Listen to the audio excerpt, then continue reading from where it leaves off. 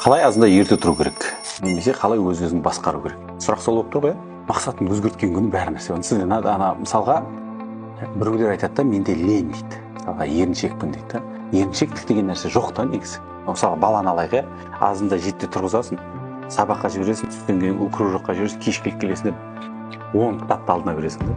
Сөйтесің де еще ұйықтайды да, күнде осылай да. Ол бала вообще шаршамайды. Сен бір кітапты оқы, 10 минуттан кейін ұйықтап кетесің да. Неге?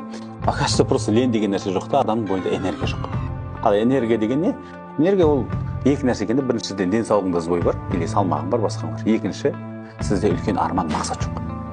Мысалға былай алайық, ауылда тұрған кезде сен ертең қалаға барасың деші, сен сол күні түнімен ұйықтамайсың, ертеңіне шаршамайсың да. Неге? Когда саған бір жақсы жаңалық келсе, сен автомат өліп кетесің. Сол сияқты сіз неге азында ерте тұрмайсыз?